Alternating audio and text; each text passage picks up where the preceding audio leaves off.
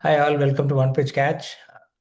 Cheteshwar Pujara retired from all forms of cricket a couple of days ago, and we thought we'd use the occasion to talk about our experience in watching him and what have we seen about him over his pretty lengthy career, almost 14, yeah, 13 years, and just talk about things that meant for us in terms of his approach to the game, some of the key knocks he played, and things like that. But before that, I have never seen him play live, but I think you were there on his test debut, Ganesh. Yes, I was very excited to see him. I mean, I was there in that Bangalore test as Australia. I mean, he failed in the first innings after scoring a good boundary. I mean, he started off with boundary, and he failed out immediately. He just batted three balls. He was LBW Johnson, I think. And then the next innings, the fourth innings was a very tricky chase, 207. I mean, going by India's history in the last 15 years to anything Not above. changed. So 207 was a tricky chase, but we managed to get there. The 207, I think we lost three wickets. Um, Pujara was the third to get out. He got a 72 of 89 balls. He batted Great in the time. first innings. He batted at number five. I don't remember. Probably VVS was not playing that game. Probably he Okay. played for VVS that game. I'm not very sure. In the fourth innings, when it was a tricky chase, he was promoted to number three, a swap between Dravid and Interesting. Pujara. And he came out flying colors, obviously 72 of 89. And when he got out, India probably needed some 50, 60 runs, Okay. which Tendulkar and Dravid knocked it off. I remember that. So Um, Australia must be like every time Dravid gets swapped to go to down the order, they'll be like, oh shit, what's going to happen? so, so that's true. That's true. Um, but I think when Pujara, I mean that innings was a very un-Pujara like innings after in the remaining 102 tests he played.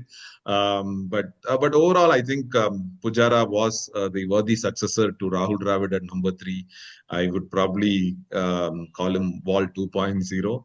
The way he batted, he weathered. He helped a lot of these number four, five, six batsmen Yeah, definitely by the run count. Yes, he has got some more than 7,000 runs, but overall, the value of the more than the yeah. 7,000 runs, I feel the balls that he faced and blunted the attack. I mean, obviously, the batsmen at four, at five, and six had to face much more tired bowlers. Tired attack. Which was his biggest achievement, I feel. I mean, of course, he scored 1900s, a couple of doubles, and 7,000 runs. It's no mean feat. But what stands out to me is that way he blunted the bowlers and made them tired before the middle order came into bat. Yeah, I think how one of the things that I observed, and this is particularly during maybe the middle phase of his career, say between say 2013 till 2020 time frame, where it's almost like he would start a little slowly, give himself say around 30 to 50 runs, which would obviously take like 130 balls or 150 balls or something like that. And then after that, he would really pick up the pace of his batting. You would probably get from 50 to 100 in like almost a strike rate of 80 compared to maybe scoring at 40 earlier. That is a definitive characteristic of his innings. And he was very good against spin. I mean, he was obviously good against seam bowling and swing bowling. People are going to get out to great balls and things like that. But against spin, he was probably India's best batsman. You would just literally the ball had to leave the bowler's hand and he would be down the pitch and driving it. Like he was not somebody that hit a lot of sixes, right? So he's invariably to the pitch of the ball, driving it anywhere, like an arc from cover all the way till mid wicket. So that was amazing to watch. Like literally, you could sense that he was itching to come out of his crease, and he would. I've not seen him being stumped or being, foxed by the bowler's spin and drift and things like that. So those are very interesting things because over the years, what we've also seen is that a lot of the Indian batsmen. with very few exceptions, they don't leave the crease. They play from the crease. And he was very different in that regard, especially over the last 15 years time frame, if you see.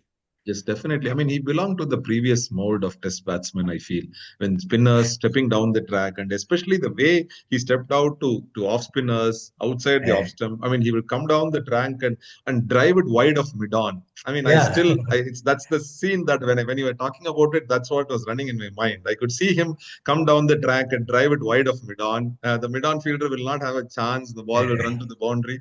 So that is a sight to watch. But like you started, the way that he used to score the second half, I mean, when he crossed 50, his strike rate was very good. But he used to score at 30, 35 strike rate. And then when he'll finish the innings at Correct. 50 plus strike rate because of that. But I think over a Right. period of time, past the mid phase of his career, I think he lost that a bit. He Mm. was more at blunting the attack, and Yeah. he was never looking to score those quick runs the second half of his Mm. innings. Probably there was a little bit of insecurity that crept in because there were times when his position was questioned in the 11, Mm. that he was not showing enough intent and things like that. There have been times Yeah. when Yeah. I He think he was was even dropped also. dropped from the 11 also. Um, so those things brought in a little bit of insecurity in him, and that probably made him did not make him go for those quick runs in the second half of the innings. So he wanted to keep on getting those big Right. scores, which he was very adept at when he batted slowly. So that was something that started to lack. um, Right. but just talking about specific innings, the specific series, of course, the 153 at Johannesburg was in the third innings was great. Though we came very close to losing that game, I think the we scraped through to a draw by 7 or 8 runs was the difference when it Oh, was okay. drawn. That was that was a great innings. I still felt. I mean, the target was 450s odd. South Africa got to 450 for seven, I think. Oh, yeah. Yeah. Okay. Okay. So that was very close, with centuries by ABD and Faf, if I remember correctly. Um, so that's one thing, and of course the 1819 in Australia where he got 300s and we won that series 2-1 was a big feather in his cap. The next time when we went in 2020 and 2021 also, I mean, he didn't get 100, but Yeah. his dodged batting was the one that helped us again win the series, with his 50 and 77 at Sydney, and of course enough and more has been said about his 56 at Brisbane, sandwiched between Gill's Correct. 91 and Punt's 89. Rishabh's. So we were there would not have been the punt innings or the punt the Yeah. credit that punt gets if not for that Pujara innings. Definitely, I True. feel. Absolutely. Yeah.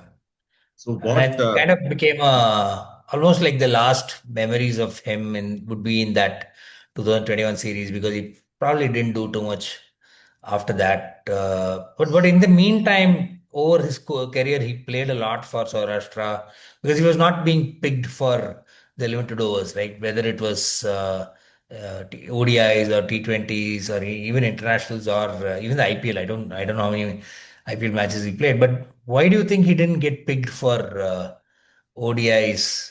I thought, I mean, there's probably a scope for him batting at three or something like that. Oh, but I think he's played 5 ODIs, Jaga.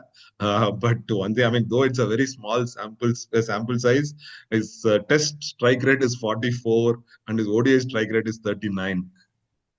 Oh, okay. So I think that tells the story. that will probably, so somebody who we think bats very slowly in tests at 44 bats at 39 in ODIs. So okay, so I think that is not the format for him. But interestingly enough, um, his T20, though he has not played T20 internationals, his domestic T20 strike rate is 112, and he even has a 100 in for Saurashtra Oh, okay. versus in Syed Mushtaq Ali Trophy once. Oh, In okay. he has a T20 100, Very good. which I mean I Yeah, remember that T20 100. interesting. Very interesting to see that Pujara has a T20 100. But like we were saying, over the years, obviously, and the last match he played was probably the WTC.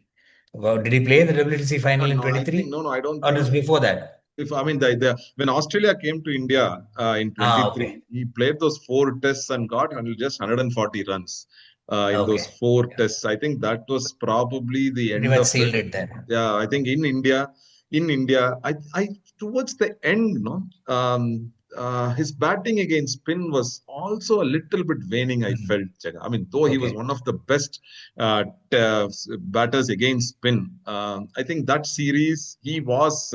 Hmm. I think that was probably the end of it. He Okay. just scored 140 runs in those four tests. I think that was the end of it. And again, now this England series that India has drawn 2-2 probably sealed it for him to. There was no Yeah. Yeah. chance for a comeback for him Correct. with the Yeah. way the middle order took care of itself. So that's when Right. he decided to call it a day, I think. Okay. Got it. Yeah. There's absolutely no chance of a comeback in that sense, right? So, what are we looking at now? So we've had Ashwin first, then.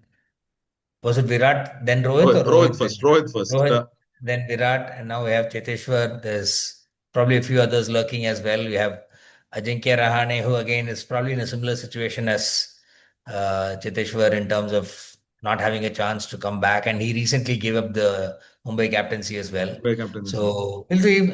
Maybe it is like over a year, a bunch of people that you've followed over 15 years are now going to not play anymore, which is kind of sad. But then new faces do come in and you get a chance to enjoy them as well. Definitely, yes. I mean, I mean, immediately if you think of 266 was Pujara's cap number. I think Unadkat was 267. So Unadkat has to announce his retirement next. Yeah, yeah. Hmm. Anyway, great. Otherwise, nothing else. So we'll stay tuned. There's a lot of cricket coming up, and we'll come back in a few days' time. Maybe there's another breaking news or something that'll come out. We don't know. Thank you. Okay, thank you all. Bye. Please do leave your comments, leave your feedback, and like our channel. Bye.